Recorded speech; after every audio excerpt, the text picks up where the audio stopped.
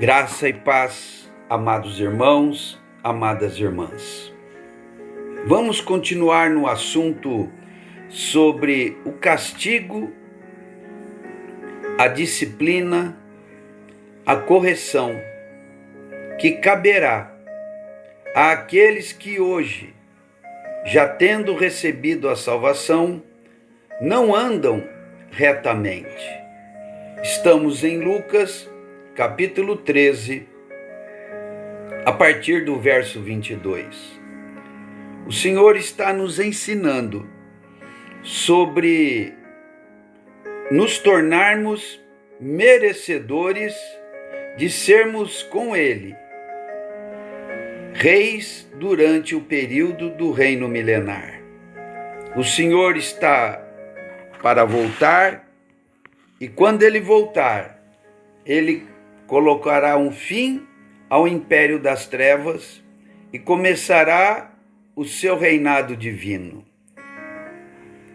O Senhor retomará em suas mãos a ordem e a santidade, porque para isso o Senhor criou o mundo, para estabelecer o seu reino, fazendo a sua vontade, e por fim, constituindo para si um povo zeloso do que é bom, um povo conformado a Cristo, um povo que se torna até mesmo a esposa do Cordeiro. Então, o Senhor está nos chamando hoje a vivermos uma vida de piedade, uma vida de retidão. O Espírito Santo quer trabalhar em nós e nós não devemos entristecê-lo, como nos diz Paulo em Efésios 4, e nem tampouco devemos apagá-lo, como outra vez diz Paulo em 1 aos Tessalonicenses, capítulo 5. Se andarmos assim, em aperfeiçoamento contínuo, deixando para trás as iniquidades e nos aproximando do nosso Senhor, nos achegando a Ele, então, na sua vinda, quem assim proceder será recepcionado com louvor pelo Senhor e será galardoado pelo Rei. Mas os que não procedem assim precisarão de correção, de disciplina para o aperfeiçoamento do caráter, com o devido arrependimento de não terem se dedicado com fidelidade ao noivo, ao Rei, ao Deus que nos criou. Então, em Lucas capítulo 13, verso 27, diz assim o Senhor: mas Ele vos dirá, não sei de onde vós sois, apartai-vos de mim, vós todos que praticais iniquidades. Ali haverá choro e ranger de dentes, quando virdes no reino de Deus Abraão, Isaque, Jacó e todos os profetas, mas vós lançados fora. Muitos virão do Oriente e do Ocidente, do Norte e do Sul, e tomarão lugares à mesa no reino de Deus. Então, amados, este é o prêmio: tomar lugar à mesa no reino de Deus. E a punição é estar lançado fora, num lugar onde ali haverá choro e ranger de dentes. Amados, ainda hoje eu quero compartilhar com os irmãos mais duas passagens nos evangelhos em que o Senhor Jesus trata deste lugar de correção, de punição para aperfeiçoamento. Já falei algumas e hoje quero finalizar com mais estas duas. A primeira está em Mateus 24, versos 48 em diante. Ou melhor, voltando um pouquinho ainda, verso 45, onde o Senhor diz o seguinte: quem é, pois, o servo fiel e prudente, a quem o Senhor confiou os seus conservos para dar-lhes o sustento a seu tempo? Bem-aventurado aquele servo, a quem o seu Senhor, quando vier, achar fazendo assim. Em verdade vos digo, que lhe confiará todos os seus bens. Mas se aquele servo, sendo mau, disser consigo mesmo, meu senhor demora-se, e passar a espancar os seus companheiros e a comer e beber com ébrios, virá o senhor daquele servo em dia que não espera, em hora que não sabe, e castigá-lo-á, lançando-lhe a sorte com os hipócritas. Ali haverá choro e ranger de dentes. Amados, já tenho falado bastante dessa passagem, mas hoje ainda precisamos destacar alguns detalhes.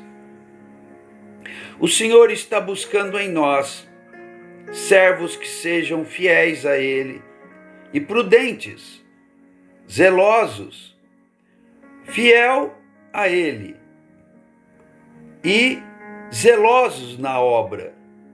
O Senhor nos confia os conservos, ou seja, os demais servos, os irmãos, para o cuidado espiritual sobre eles. Todos devemos cuidar de todos. O Senhor Jesus está dizendo que será bem-aventurado, feliz, aquele servo que, quando o Senhor vier, o achar fazendo assim, cuidando dos irmãos, se dedicando à edificação da igreja, zelando pela fé dos seus companheiros e companheiras. A este o Senhor dará um galardão. O Senhor diz: em verdade vos digo, que lhe confiará todos os seus bens. Veja, o Senhor dos senhores, o Rei dos reis, confiará a estes servos os seus bens, que por terem sido fiéis e zelosos, aprenderam a viver e a servir no padrão do reino, no padrão do rei. Então agora, durante o período do reino milenar, o Senhor confiará a eles todas as suas coisas, e eles então reinarão com Cristo. Mas se o servo for mau e disser consigo mesmo: o Senhor está demorando, e passar a espancar seus companheiros, ou seja, maltratar os irmãos, não fazer caso dos irmãos, não se importar de modo algum com os irmãos, e ainda por cima comer e beber com ébrios, ou seja, com as pessoas de viver mundando. Então, isso acarretará punição da parte do Senhor. O Senhor virá, este servo, pela sua falta de zelo e fidelidade ao Senhor, não espera e é naturalmente surpreendido.